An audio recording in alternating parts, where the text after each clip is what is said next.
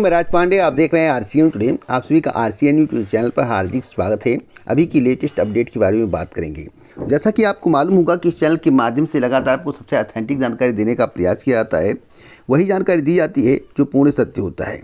इसलिए वीडियो को ध्यान से सुना कर समझने का प्रयास करें, क्योंकि इस चैनल के माध्यम से जितनी भी जानकारी मिलेगी आपको 100% ऑथेंटिक मिलेगी और 10 ऐसी बड़ी खबरों के बारे में जानकारी मिलेगी जिसके संबंध में आपको जानकारी नहीं होगी। तो आइए पहली खबर के बारे में जान लेते हैं।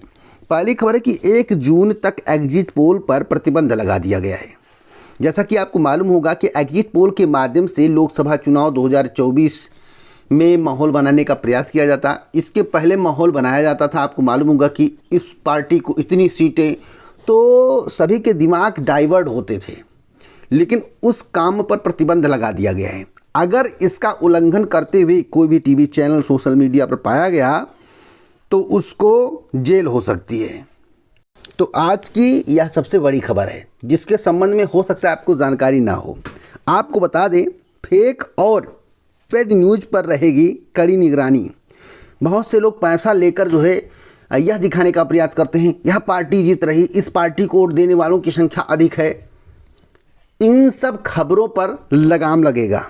अगर कोई ऐसा करते हुए पाया गया, साक्ष्य मिल गया, तो चैनल तो जाएगा ही जाएगा, कार्रवाई होगी, जेल होगी, जुर्माना होगा। एक बड़ी अपडेट और देना चाहता हूं बीएड संयुक्त प्रवेश परीक्षा को लेकर। लोकसभा चुनाव की वजह से बीएड संयुक्त प्रवेश परीक्षा के कार्यक्रम में बदलाव होने जा रहा है, जैसा कि इस चैनल के माध्यम से आपको पहले भी बताया गया है। शासन को भेजी योजना के तहत प्रवेश परीक्षा के रजिस्ट्रेशन 7 मई तक होंगे। 4 से 10 जून के बीच प्रदेश भर में परीक्षा कराई जाएगी। 4 जून को तो होना परीक्षा है ही नहीं, सेकेंड वीक में यानी कि जून के सेकेंड वीक में परीक्षा आयोजित की जाएगी। 10 जुलाई से काउंसलिंग होगी, अगस्त के मध्य पढ़ाई शुरू हो जाएगी। तो यह अब तक की सबसे बड़ी खबर है। एक और बड़ी अपडेट देना चाहता हूँ। केंद्रीय विद्यालय में 1 अप्रैल से शुरू होंगे दाखिले। तो मैं आपको बताना चाहता हूं कि केंद्रीय विद्यालय में दाखिले के लिए 1 अप्रैल से रजिस्ट्रेशन शुरू हो जाएगा। कक्षा 1 में दाखिले के लिए 1 अप्रैल से 15 अप्रैल तक दाखिला कर सकेंगे। केंद्रीय विद्यालय संगठन ने इसके लिए नोटिफिकेशन जारी कर दिया है। एक बड़ी अपडेट और दे दूं पीएम उज्ज्वला योजना को लेकर। पीएम उज्ज्वला योजना में उत्तर प्रदेश नंबर 1 पर है, लेकिन मेरा एक सवाल है। जैसा कि बताया जा रहा है कि पीएम मोदी की ओर से 7 साल पहले शुरू की गई पीएम उज्ज्वला योजना का लाभ पाने में यूपी के लोग नंबर 1 पर दिखाई दे रहे हैं। यह आंकड़ा 1,75,00,000 के पार हो गया है। उसके बाद पश्चिम बंगाल, बिहार, मध्य प्रदेश, राजस्थान और उड़ीसा जैसे राज्य हैं। इस योजना से पहले वर्ष 2010 में भारत में सिर्फ 14.2% ग्रामीण परिवारों के पास गैस कनेक्शन था। एक सवाल मैं पूछना चाहता हूं, कनेक्शन बांट देने से हर समस्या का समाधान हो गया है? पहले इस बात का जांच पड़ताल होना चाहिए कि जो कनेक्शन लिए हैं उज्ज्वला वाला, कितने लोग गैस सिलेंडर भरा पा रहे हैं, कितने लोगों के पास पैसा मौजूद है गैस सिलेंडर भरवाने के लिए। मैं तो कहता हूं कि सभी को 4 व्हीलर बांट दिया जाए और कह दिया जाए चलो, जब आपके पास पेट्रोल और डीजल का दाम होगा तभी तो आप रोड पर घूम पाओगे।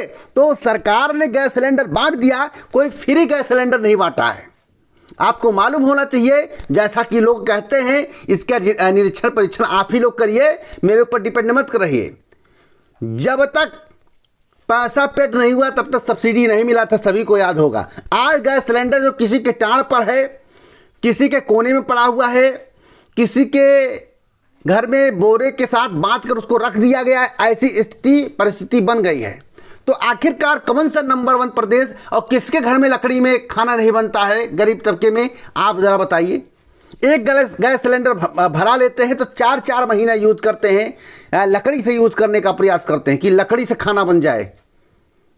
आग जलाकर खाना बनाते हैं, पता नहीं कौन सी बात करते हैं। अब मैं बात करता हूं एक बड़ी भर्ती परीक्षा को लेकर जिसका इंतजार 13 लाख से ज़्यादा अभ्यर्थियों को है। चुनाव आचार संहिता के नाम पर चयन प्रक्रिया ठप होने पर प्रतियोगियों में नाराजगी जताई गई है। प्रतियोगी छात्रों का कहना है भैया परीक्षा जल्द से जल्द हो जाए। बात कर रहा हूँ टीजीटी पीजीटी परीक्षा को लेकर, पीसीएस 2024 की प्रारंभिक परीक्षा को लेकर, आरओ की परीक्षा को लेकर। तो आरओ पीसीएस की परीक्षा के संबंध में बाद में अपडेट दूंगा। मैं आपको बता दूं टीजीटी पीजीटी परीक्षा की जहाँ तक बात है, अभी एजेंसी का चयन होगा, प्रिंटिंग प्रेस का चयन होगा, पेपर छपेगा, सेंटर बनेगा, एडमिट कार्ड जारी होगा। आप अगस्त के पहले तो कुछ सोचिए मत, अगस्त के बाद ही इस पर तेजी से वर्क होगा।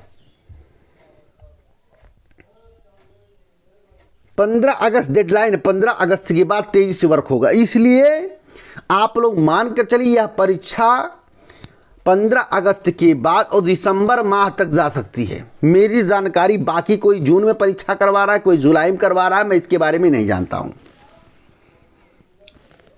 एक बड़ी अपडेट और दे दो असिस्टेंट प्रोफेसर की परीक्षा को लेकर। तो टीजीटी से पहले असिस्टेंट प्रोफेसर परीक्षा कराने की तैयारी है, यह भी बड़ी अपडेट है।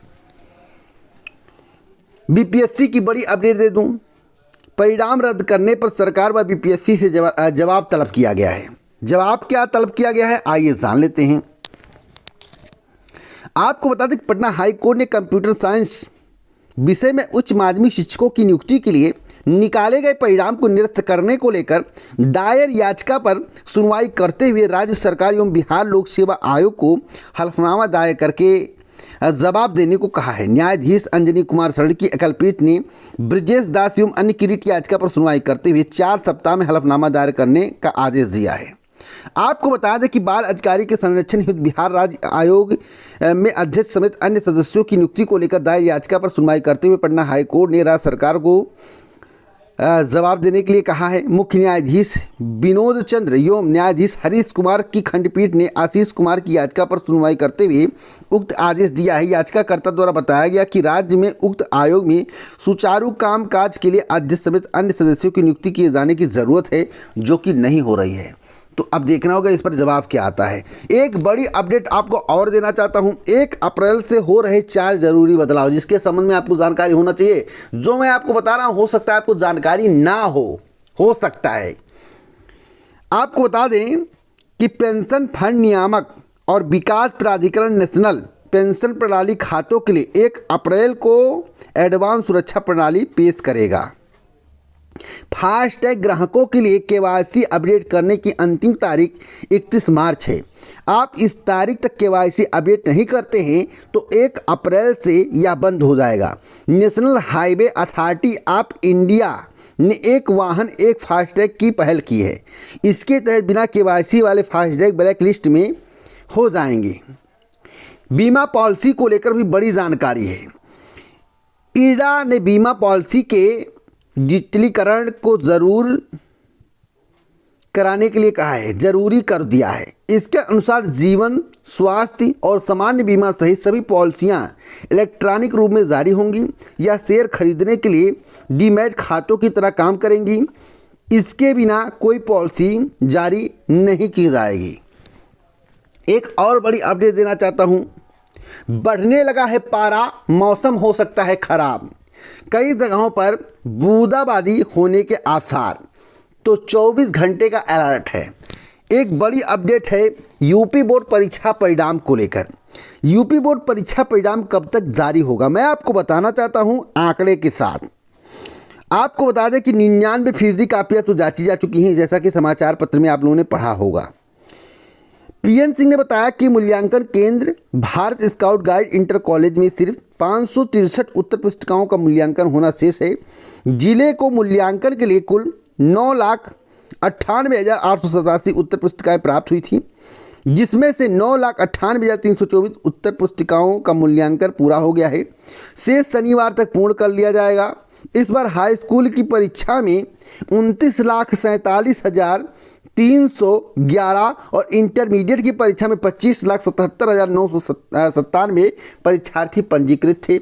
अब परिणाम कब आएगा? परिणाम अप्रैल के अंतिम सप्ताह में जारी करने की तैयारी है। बहुत लेट हो गया, अगर शासन से अनुमति नहीं मिली या कोई विसंगति पड़ा तो भैया 15 मई के पहले, यानी कि आप मान करिए मई के फर्स्ट वीक में आ ही जाएगा। लेकिन पूरा प्रयास है कि अप्रैल के अंतिम सप्ताह में परिणाम जारी कर दिया जाए। अब मैं बात करता हूं एक बड़ी अपडेट के बारे में, जेईई की वैकेंसी को लेकर। ऑनलाइन आवेदन 18 अप्रैल तक होंगे। 2 चरणों में आयोजित होगी भर्ती परीक्षा। जेईई के 968 पदों पर भर्ती के लिए आवेदन प्रक्रिया शुरू की गई है। आवेदन एसएससी की आधिकारिक वेबसाइट पर देखने को मिल जाएगा। तो दोस्तों जो खबर मेरे द्वारा आपको दी गई है, हो सकता है आपको इसके संबंध में जानकारी ना हो। युवाओं का मुद्दा 2024 लोकसभा चुनाव में क्या होगा? देखिए, युवाओं के मुद्दे के संबंध में हमें आवाज़ उठाने की ज़रूरत है। अगर आप हमारा समर्थन करेंगे तो लोकसभा चुनाव 2024 में भर भर कर आपके मुद्दे को उठाया जाएगा। जिसके संबंध में वीडियो बनाने के लिए कह देंगे, साक्षी आपके पास होगा, मेल कर देंगे, मैं उसके संबंध में वीडियो बनाऊंगा। बशर्ते आपको जोड़ने और जुड़ने की आवश्यकता है। इस चैनल से जुड़िए, आपके मुद्दे को उठाने का पूरा प्रयास किया जाएगा। मैं आपको बताना चाहता हूं, युवाओं का मुद्दा है पेपर लीक। पेपर लीक की घटनाएं जो उत्तर प्रदेश सहित कई राज्यों में हो रही हैं, वह बहुत दुखदाई है। दूसरा बेरोजगारी का मुद्दा है। तीसरा भर्ती परीक्षाओं में लेट लपेथी का मुद्दा है। चौथा मुद्दा मैं यूपीटीपीएससी पेट परीक्षा को मानूंगा, क्योंकि पेट परीक्षा अभ्यर्थियों के हित में नहीं। जिस तरह से कहा जाता है वैकेंसी समय से पूरी हो जाएगी, बहुत कम समय लगेगा, ऐसा कुछ भी नहीं हो रहा है। पांचवा मुद्दा होगा महंगाई। महंगाई भी अभ्यर्थियों के हित में नहीं है, युवाओं के हित में नहीं है। महंगाई किसी के हित में नहीं है। जिसे महंगाई कम लगती है भाई, वो उसका अलग बात है। लेकिन हाँ, जब आप कॉलेज में जाते हो, बाहर रहकर रूम पढ़ते हो, आप सोचिए कि वहाँ पर आपका कितना पैसा इन्वेस्ट होता है। महंगाई बढ़ेगी तो आपका ज़्यादा खर्च लगेगा। जहाँ 4000 में आपका काम चल जाता तो वहाँ 8000 में काम नहीं चलेगा। तो अभ्यर्थियों की पढ़ाई बाधित होती है, युवाओं की पढ़ाई बाधित होती है। तो महंगाई भी सबसे बड़ा मुद्दा रहने वाला है। बेरोजगारी के आंकड़े चौंका दिए हैं। बेरोजगारी भी सबसे बड़ा मुद्दा है। अगर आप धर्म और जाति पर राजनीति करने वालों को वोट देते हैं तो यह पूर्णतः गलत। मैं तो कहूंगा कि धर्म राजनीति पर वोट मत दें। हमेशा धर्म की राजनीति से उठकर वोट देना चाहिए। धर्म की राजनीति को छोड़कर मुद्दों की राजनीति करनी चाहिए। मुद्दों पर वोट देना चाहिए, जो कि सबसे सही है। बाकी आप किस पर वोट देंगे अब की बार कमेंट बॉक्स में जरूर बताएं। तो इसी प्रकार की ऑथेंटिक जानकारी के लिए इस वीडियो को शेयर करें, लाइक करें। पूरा वीडियो सुनने के लिए दिल से धन्यवाद।